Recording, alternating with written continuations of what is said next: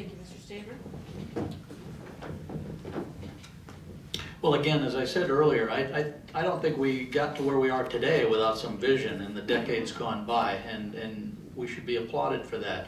That said, a vision is a very dynamic thing, and it means different things to different people. If I talk to maybe an older person, their idea of a vision is to build a community that serves as a legacy for their children, grandchildren, and the generations to come. If I talk to a younger person, their idea of a vision could be building a community of good schools and an environment where they can raise a family and grow up in a community. So a vision, while there can certainly be a great deal of overlap, it can mean slightly different things to different people. But it is evolving at all times. I'll give a specific example. We talked about transportation earlier in the evening. We're still relying on a spoken hub model for our mass transit system. Why can't we migrate to more of a grid system, something that's more serving of the neighborhoods that have transportation needs 24 hours a day and 7 days a week? Those are examples of things that we can do. Thank you. Any rebuttals?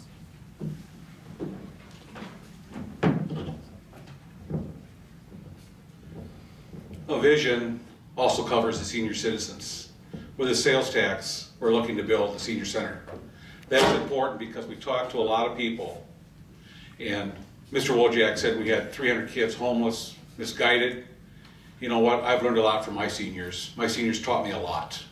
And I think it's important when you put that senior citizen center up and you treat the seniors and have a place for them to go, they can intermingle. And you know what, the seniors can learn from the new generation, and the younger generation definitely can take something from the seniors. Thank you. Our next question from the audience goes to Mr. Thompson first. Would you support the expansion of this facility, the public library? No reason not to. Education is cornerstone of a free society. I know my wife and kids are avid readers. Kids need to have a expansive library. You know, as I said, knowledge is power. We all know that. And the library is part and parcel of that, and the library I don't think has been expanded for quite some time. So no, I'm a big supporter of education. There's no question, and the public library is part and parcel of that. So no, I'm all in favor of the expansion here at the library. Thank you, Mr. Staver. Absolutely, I would support that. In fact, I've had some conversations with some library staff on just what that means in terms of the physical space needs and the programming of that space. This is becoming much more than the Rochester Public Library. This is a regional library. We have far more many people coming into our library than you might imagine. They're not just citizens of Rochester. We have visitors that are here to visit Mayo Clinic. They're spending an inordinate amount of time using our facilities, and they treasure this. We have people coming from miles around to use the amenities that our public library has to offer. Certainly it should be expanded, in my opinion, to serve the evolving needs, the growing needs of not only our city, but our region and our visitors. Thank you. Mr. Wojcik? Welcome, everybody. You are sitting in the busiest library in the state of Minnesota, right here in Rochester, Minnesota. Back when we prioritized projects for the sales tax, this one ranked somewhere 20s or 30s. It wasn't very high. I really cared about this project. I thought to get that among the top list. This was one of the things that I had, and we did it. We got it into the list, we sent it up to the state, and then we got stabbed in the back by the state legislature. We had money to add 2 floors to this building, but just like that, it was taken away from us. I continue to be an advocate for this facility. I believe that investing in this facility is the right thing to do. Libraries are not getting less usage these days, they're getting more. Many of you know that. I come here quite frequently. My daughters come here quite frequently. Story time can be an absolute circus here. Discussions about Destination Medical Center can be an absolute circus here. It is long past time we expand this facility, not just for the library, but for other users of this facility as well. Let's do it. Mr. Throndson. I would support the expansion, and I think that we need to, when we expand at this time, as we go through technology, more books aren't usually there. We're coming up with the Nooks, the iPads, everything else, you read a book. So the shelf space for books probably in the future is going to get less, and you're going to pull up an electronic device and go through it and pull what you want. I think it's important to have the books here and have the library here so people can learn. Again, you cannot move forward if you don't know what history is. And this place here teaches you a lot of history. And I think that when we expand it, we need to look at it. Do we expand it even more into the future and maybe use it also some other space in this building as we expand it until it's needed in the future? Again, we got to be very smart about spending the taxpayers' dollars here and really look at the technology and want to move forward with it, because we're getting less books and more electronics to be able to read the books and understand.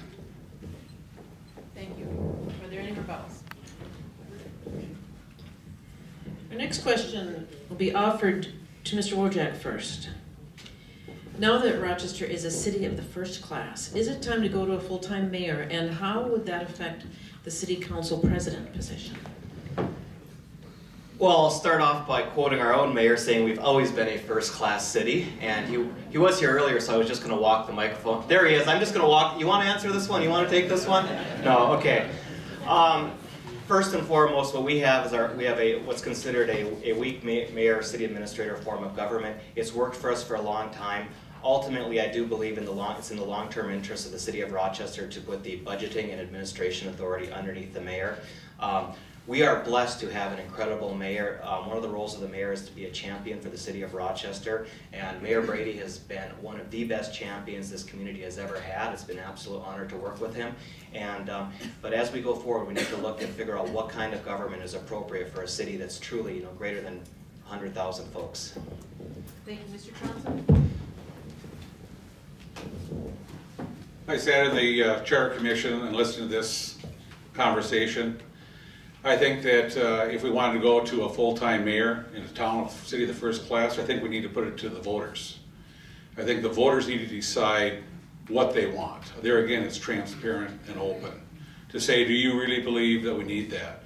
As our city grows, in comes more responsibility. I've already said if I'm elected, I will be a full-time city council president. So I guess to have a full-time mayor isn't bad to have that either. But with that, we've got to remember, the more time that if we get full-time, you go like Minneapolis, pretty soon we all end up getting secretaries and office space, and the price only goes up. You end up kind of like Congress, getting not a lot done, but we spend a lot of money. So the system right now is working. It's probably not broke, but anything to change, I would put it to the voters and let them decide. Thank you, Mr. Thompson. I would just start out by saying if it's not broke, don't fix it. Like I said, we've had a history of great mayors here, but 20, 30 years from now, if we're the same size as Minneapolis, St. Paul, does it make sense? And possibly, yeah, maybe we have a committee put together. How many cities are the size of Minneapolis and St. Paul, for example, that have a weak mayor system? That's nothing I've ever researched. The county board, they just rotate the chairmanship, but I think at the end of the day, if you have great leadership, that's the bottom line. The job gets done, you get people that are committed to making Rochester the best community it can be. Does it really make a difference if a weak mayor, strong mayor, have city council president, or rotate the county board chair? I don't think so. I think you got great people, great leaders. At the end of the day, that's all that counts. Thank you, Mr. Staver. Well, as has been stated already, when I was on the Charter Commission, this question came up fairly routinely, and it is a little tricky, but as has also been stated, I would put it to the voters. I don't know that it's for us to decide. I'm a little leery anytime we talk about a full-time mayor, city council, anything of that, because none of us do this for the money. That shouldn't be the motivation, and we're certainly not compensated highly or anything of that nature.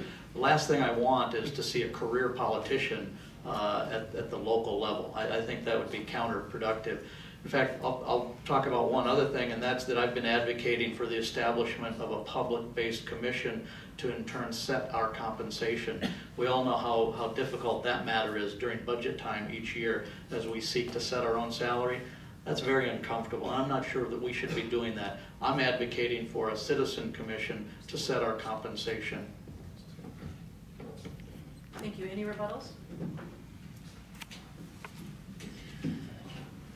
Our next question from the audience. The city council president sets the agenda for council meetings. How would you decide and prioritize what goes on the agenda? And we're going to begin with Mr. Thompson.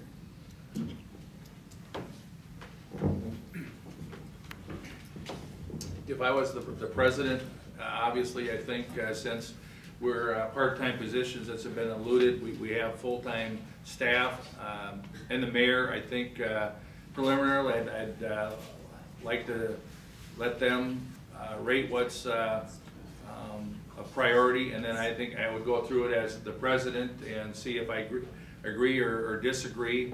But as I said, I believe that the role of the president should be primarily as a consensus builder, and that would be my philosophy on that. You know, life kind of dictates what's should be the priority depending on the different issues, what's going on in the city. You know, at that time, that dictate life changes. You know, by the moment, and that's kind of what dictates what the agenda is going to be. We can't predict what tomorrow's going to bring. Thank you. Mr. Wojcik? One of the things I'd actually like to do is engage the public in this a little bit more, and actually do some things like potentially creating what's called a wiki, where council members can put in topics, community can put in topics, and the community can vote it up and down to see what some of the priorities would be.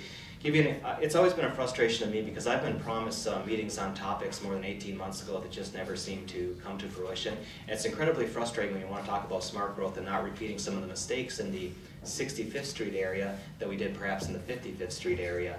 And yet these meetings, they never seem to happen. Just recently, as this election was coming up, I had an interest in having a meeting to discuss instant runoff voting so we could avoid the potential situation where we'd have multiple elections, perhaps twice. We could have up to 4 elections with this thing. If we had just gone with instant runoff voting, we could have solved that problem really easily. It was a smart solution. I even lined up the person from the state to come down here and talk with us, but I could not get the meeting called, and that was a frustrating situation for me. We need to do better, and I think if a council member requests a meeting, it's my obligation as city council president to make sure it happens within 6 weeks. Thank you. Mr. Staver? I guess I don't see it the same way. I don't see the prioritization of the agenda as being that much of an issue. Keep in mind that the vast majority of our agenda is dictated for us. It's business items that come before the city, things that we just have to dispense with.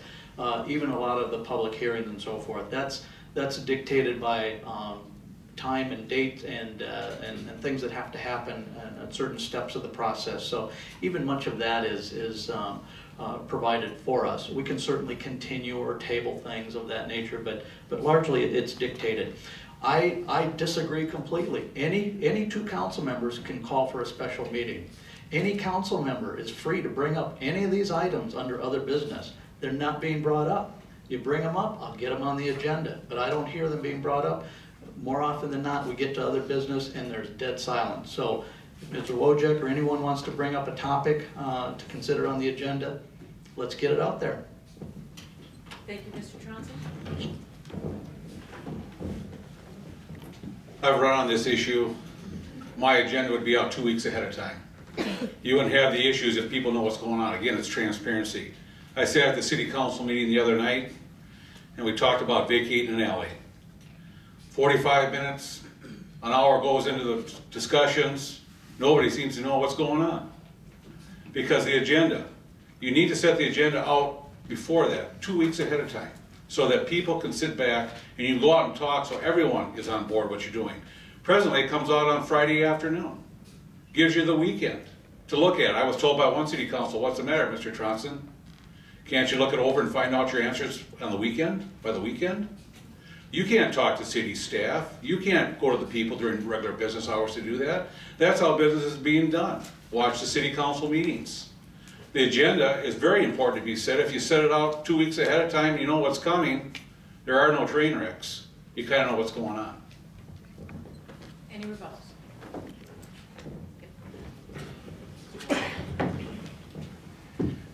you know, they're setting the agendas for the regular meetings, but then there's also the committee meetings, and those committee meetings are far more powerful.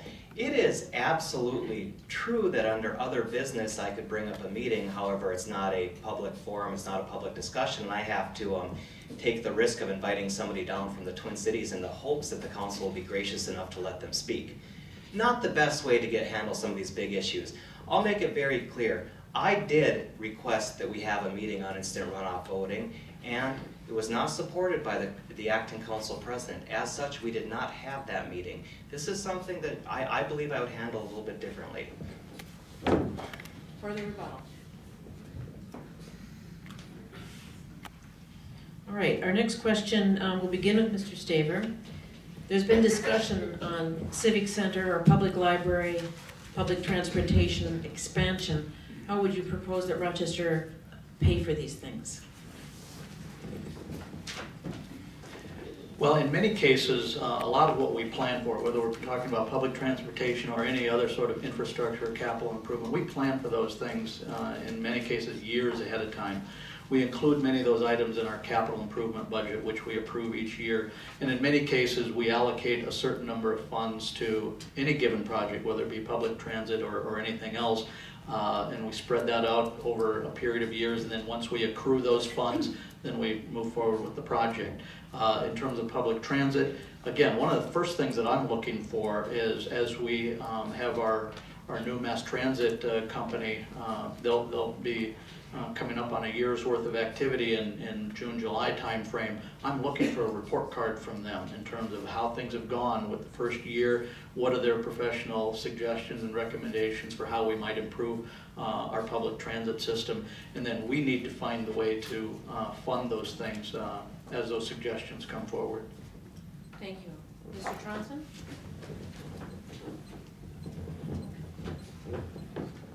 I think as we do it, we need to see, not jump out ahead of things. Is it really needed and what is needed? And put our money in our direction towards what is needed.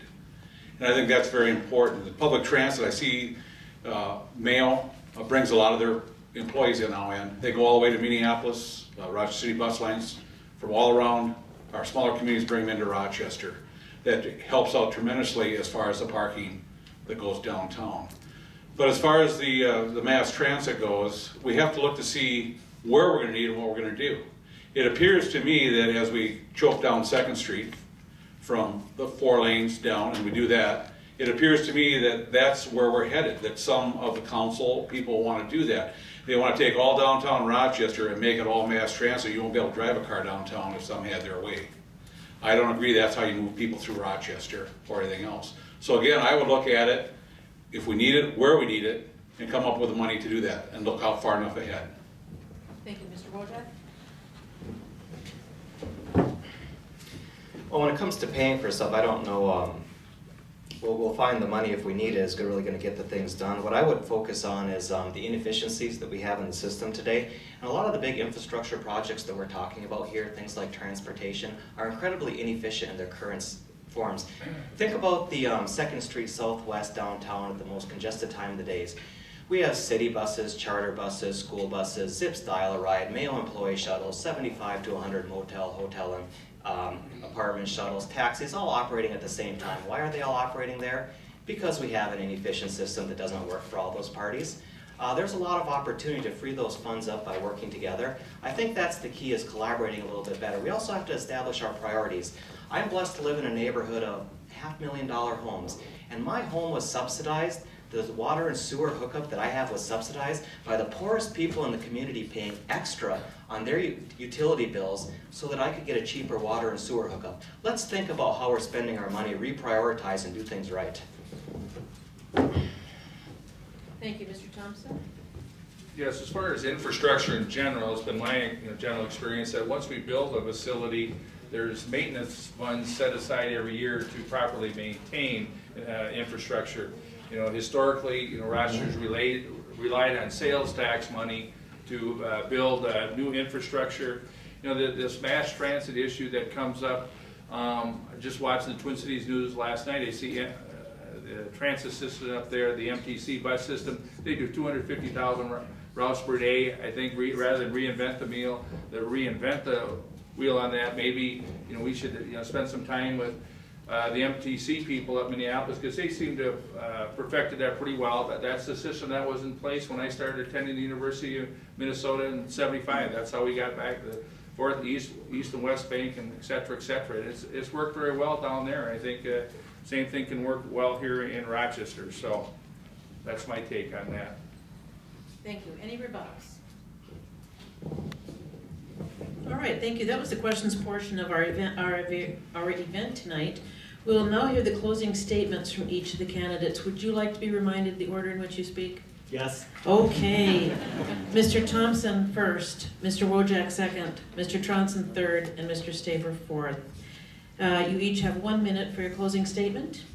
So, as I said, Mr. Thompson is first. Thank you. Thank you for hosting the forum, and thank you, Rochester, for showing up. It's good to see a good crowd. It seems there's a lot of interest in this election, as there should be. I guess the one thing that distinguishes me from the other candidates, I know some of the other folks that went through the school system here. I've lived here, you know, my whole life, but mostly from an experience standpoint, you know, I've had 30 years of experience working with all the entities, the government.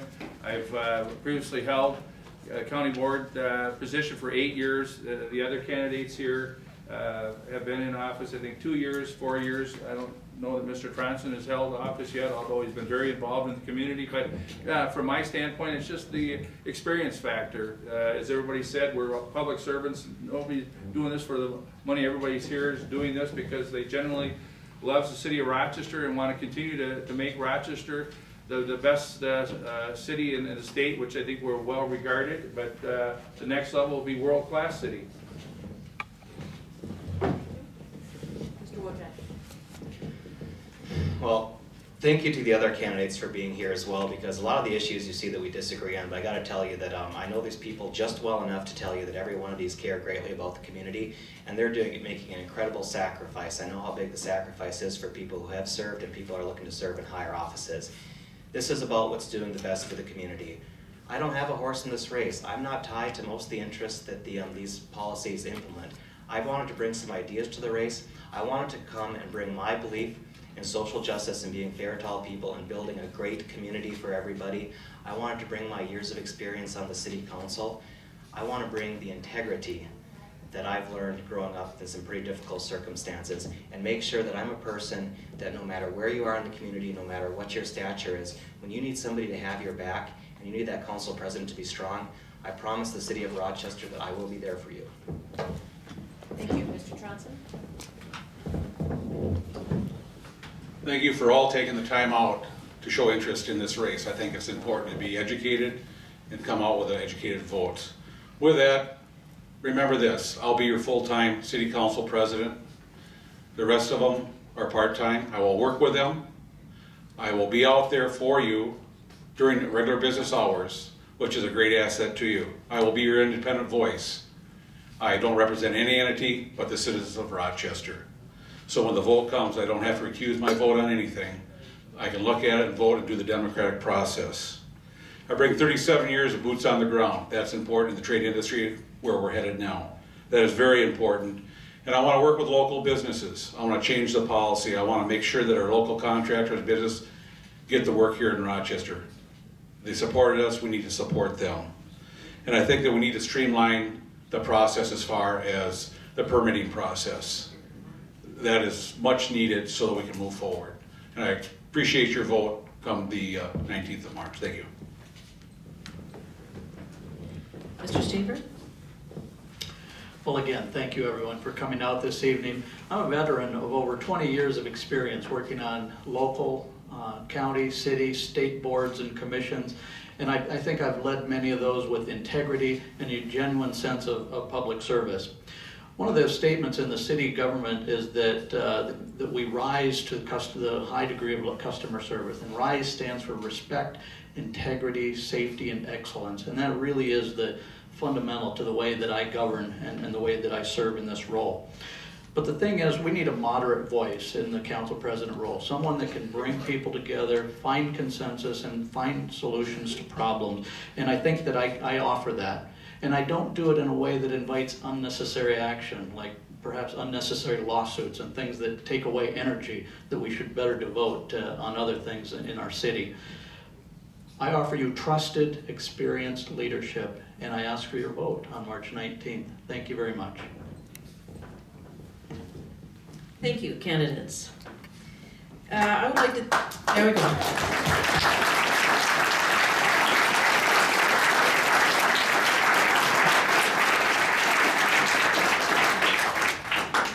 I'd like to thank each of the candidates for participating in tonight's forum. Thank you for your service to the community and your willingness to participate in the democratic process by running for office.